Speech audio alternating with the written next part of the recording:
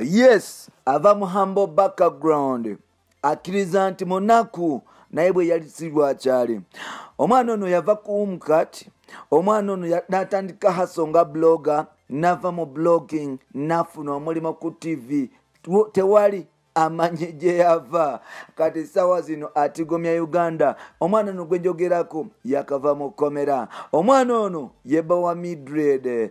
Yes, yavuddeyo n'atwanjulira omukazi recently. Yamutadde ku Facebook. Mpola mpola. Omwana ono yakava kitali mu komera. Omwana ono bamuyitani. Yasoma journalism, alina diploma. Wali kungava ku essomero lya Umkat journalism school. Is it like that? Yes. Bamuyita nedda sebo. Bamuyita Kawalya Isaac. Mwabasinga gwe muyita Kawalya Isaac case.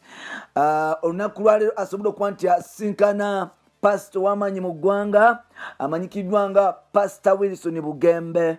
N'asooka amunaazaako ebisiraani byonna n'amusabira byonna, kati ebisiraani bigenze.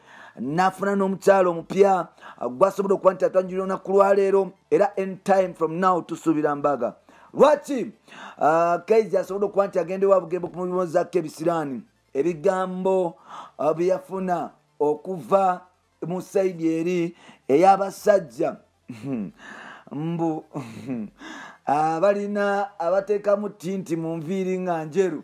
Kitabi bagamba nti omusajja oyo tataseze.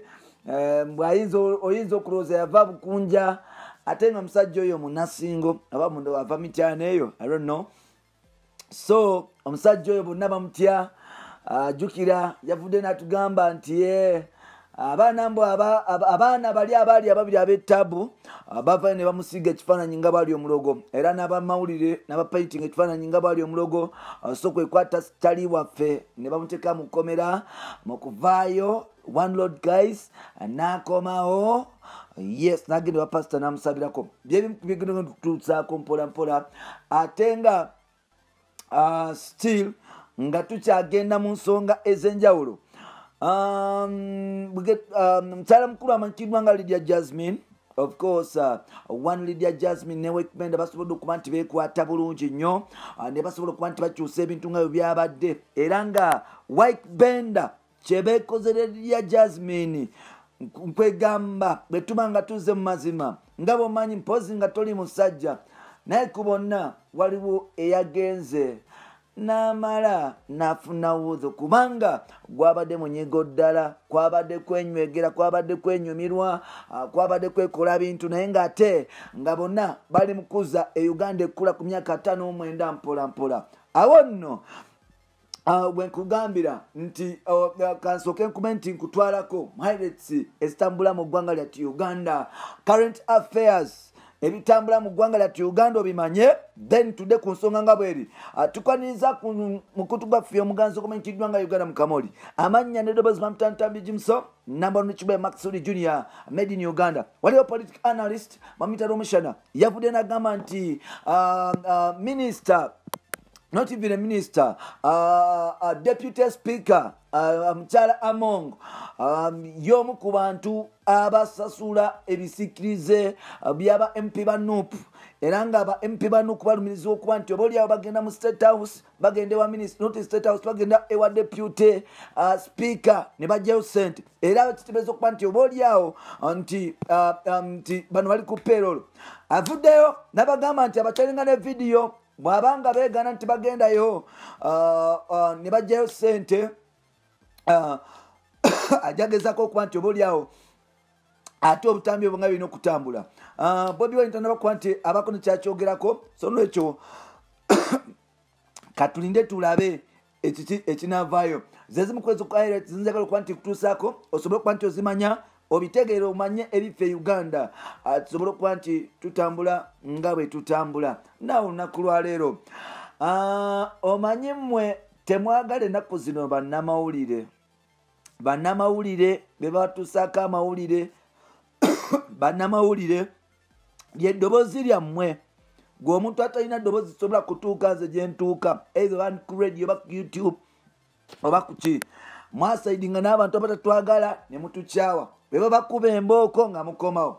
Now recently musajja waffe amanyikidwa nga One Lord Batman Kais muyita Junior Kasuku Kuku Wazabanga omanyira ye Isaac ane Kasuku ye Isaac yomu ku bakyali baffe abava ne bastandinga ku nsonga yenga omuntu era nga yasobola okuba nti obaoliawo okustandinga ku nsonga yenga omuntu yasobola okuba nti atwalibwa ekitalya era nga bangi ku mmwe abagenda mu maaso n'okuba nti musanyuka.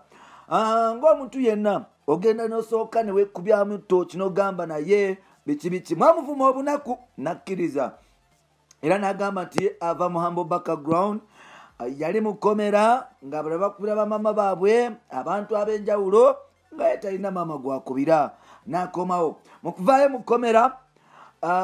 Omusajja kitegeeza okuba nti omusajja yamutwala mu komera gwe simanyi linnya nti yamutwala ng'amaze kumulanga nti mulogo. That means nti omuntu omulogo oba tamanyi kyagenda kuzzaako in actual sense. Omusajja yamutwala mu komera simumanyi simulabangako naye mpulira nti muyimbi naye n'ennyimba ze siziwulirangako. Bagamba omusajja oyo nti alina enviiri enjeru ebyo sibimanyi byonna mbu kyobula bantaddeko mbu era sisobola ku disrespectinga muntu bwatyo. So mu kuvaayo yasobola okuba nti anoonya engeri gyasobola okuba nti avaako pressure ekomera okusobola okuba nti oba oliawo yenaazaako ebisiraani n'okukola ebintu ebyenjawulo okusobola okuba nti oba oliawo yeetereza ng'omuntu kubanga eyamukutteko yabadde amutiisizza ddala. Wano One Lord Guys yasobola okuba nti addukira wa Pastor Bugembe era nga Bugembe yasobola okuba nti asabira Guys n'amugumya nti mukukkiriza tewali kigenda kumutuukako ate nga ekomera kyekintu ekyasinza okubeera ekikyamu. So musajja waffe Guys olwamaze okumusabira bwati pa n'atwanjulira akaana kapya kabebi mboko fire kamidrid era nga anytime from now omusajja ono tugenda kuba nti tugenda okukyala ogenda kulaba rich boy omulundi ogusooka nga yesaze esuuti. Yes kwolwo olunaku nja kwesala Guys kasitompita nja kwesala buli kyenjagala nga twerekerako kyali waffe nga bekirina okubeera nga kibeera. So byebyo byakyali waffe Guys. Bugembe yasobola okuba nti amusabira Pastor Wilson Bugembe naye kati omugole essaawa zino era nga tumwagaliza birungi byerere ne Pastor waffe kumugamba nti webale kuba nti okola mirimu gya Katonda n'emirimu gy'eggwanga okuba nti otereeza eggwanga mu butuufu lyayo.